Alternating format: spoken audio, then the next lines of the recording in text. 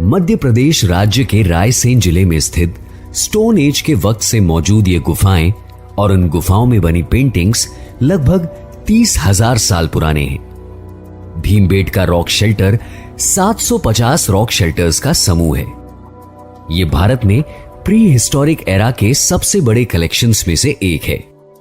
भोपाल के करीब मौजूद ये केव्स हमें भारत में ह्यूमन रेस के अर्ली डेवलपमेंट की जानकारी देती है। एनालिसिस से पता चलता है कि इनमें से कुछ केव्स को होमो इरेक्टस ने 1,00,000 साल पहले बनाया था। भीमबेटका के रॉक शेल्टर्स में दिखाई देने वाले कुछ स्टोन एज पेंटिंग्स लगभग 30,000 साल पुरानी यानी पैलियोलिथिक एज की है।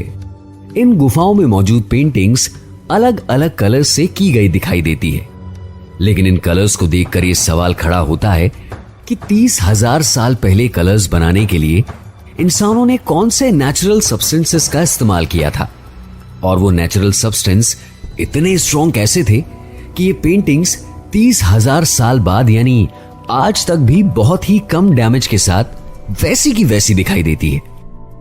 भीमबेटका गुफाओं की खोज साल 1957-58 में हुई थी। उज्जैन के आर्कियोलॉजिस्ट डॉक्टर विष्णु वाकणकर आम रास्ते से दूर हटकर जंगल में थोड़ा अंदर चले गए और तब उन्होंने इन प्री हिस्टोरिक गुफाओं को पहली बार देखा। तब से अब तक लगभग 750 ऐसे रॉक शेल्टर्स आइडेंटिफाई किए जा चुके हैं। इन 700 में से 243 भीमबेटका में और 178 लाखाजुआर में है। 1972 से 1977 के बीच वाकणकर, मिश्रा और हास द्वारा की गई खुदाई में लेट एक्यूलियन से लेकर लेट मीसोलिथिक एज के बारे में पता चला।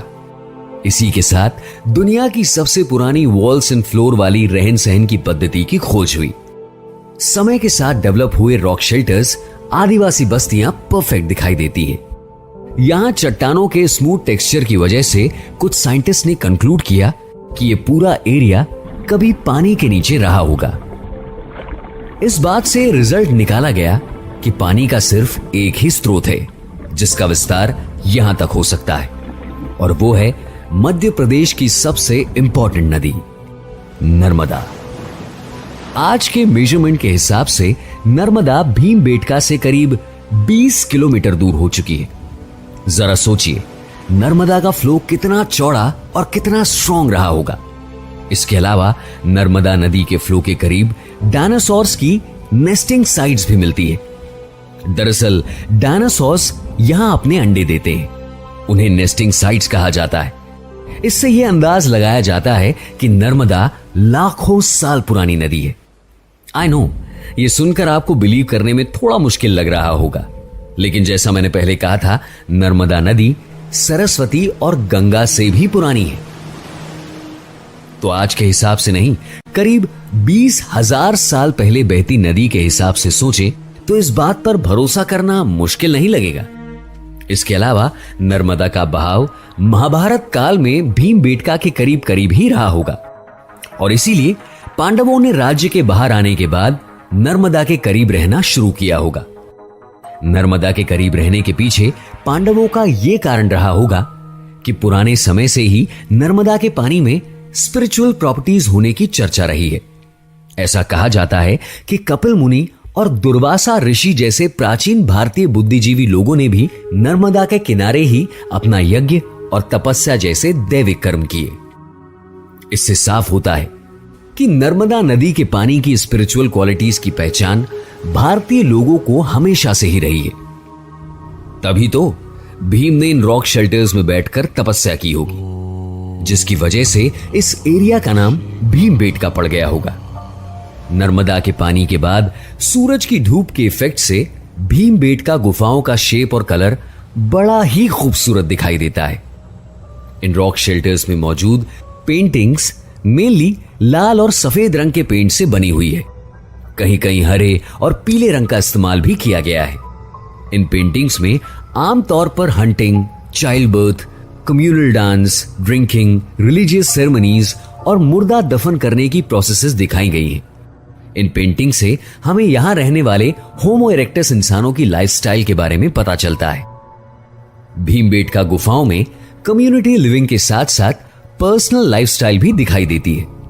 कुछ रॉक शेल्टर्स में बेड्स के शेप में रखे पत्थरों के ऊपर एक आर्च जैसी छत दिखाई देती है, जिसे आर्कियोलॉजिस्ट एक बेडरूम के रूप में देखते हैं। इसका मतलब यह है कि 30,000 साल पहले भी इंसानों को प्राइवेसी की जरूरत होती थी और इसका ख्याल रखा जाता था।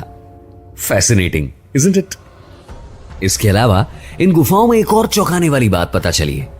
वो ये कि यहां रहने वाले इंसानों को मरने के बाद अपने घर के नीचे ही दफनाया जाता था, वो भी उसके द्वारा इस्तेमाल में ली गई चीजों के साथ। कई कमरों के नीचे बनी हुई कब्रों में किचन यूटेंसिल्स और हंटिंग इक्विपमेंट जैसी चीजें गड़ी हुई मिली हैं। कई समाजों में ऐसी चीजों के साथ शव को जलाने की इससे मिलती जुलती परंपरा आज भी चलती आ रही है। जरा सोचिए, इस परंपरा की शुरुआत 30,000 साल पहले हो चुकी थी और आज भी बदस्तूर जारी है। कमाल है ना? भीमबेटका के आसपास के पूरे एरिया में घने जंगल आज भी मौजूद हैं। 12 महीने पीने के पानी की availability, natural shelters, rich flora and fauna के साथ नेचुरल रिसोर्सेस का भंडार है। ठीक ऐसे ही सेटलमेंट ऑस्ट्रेलिया के काकाडू नेशनल पार्क, कालीहारी रेगिस्तान और पैलियोलिथिक लेस्कॉक्स केव्स में भी मिलते हैं। भीमबेटका केव्स में मिली कुछ खास पेंटिंग्स की बात करें तो पता चलता है कि यहां के लोगों को एनिमल हस्बेंड्री यानी पशुपालन की जानकारी भी थी, वो भी 30,000 साल पहले। इन पेंटिंग्स में बैल, हाथी और घोड़े जैसे कई प्राणियों की सवारी करते हुए इंसान दिखाई देते हैं। इसका मतलब यह निकलता है कि सिर्फ बैल से अपने काम करवाने के अलावा एंटरटेनमेंट के लिए हाथी और कॉम्पिटिशंस के लिए घोड़े जैसे जानवरों का इस्तेमाल भी होमो इरेक्टस इंसान करते थे। इन सारी पेंटिंग्स में बैल और घोड़े तो ठीक साइज के लगते हैं, लेकिन हाथियों के दांत कुछ ज्यादा ही बड़े हैं। हाथियों के ऐसे दांत हमने उस समय के बेस पर बनी हॉलीवुड फिल्म्स में देखे। हो सकता है कि डायरेक्टर्स ने अपनी फिल्म बनाने के लिए इन जैसी दूसरी केव्स को एज ए रेफरेंस यूज किया हो। लेकिन इन सारी बातों में एक और पेंटिंग का जिक्र करना जरूरी है, और वो पेंटिंग है एक विशालकाय बैल जैसे सींग वाले जानवर की। बाकी सारी पेंटिंग्स में तो ह्यूमंस और एनिमल्स का साइज प्रोपोर्शनेट दिखाई देता है, लेकिन लाल रंग में बनी ये एक पेंटिंग है जिसमें दिखने वाला जानवर इंसान के साइज से काफी बड़ा है। तो हो सकता है जायंट एनिमल्स भी इस समय में एग्जिस्ट करते हैं। इस खोज पर कंक्लूसिव प्रूफ मिलने से हमें इंसानों और जानवरों के इंटरैक्शन के बारे में बहुत कुछ इंपॉर्टेंट इंफॉर्मेशन मिल सकती है।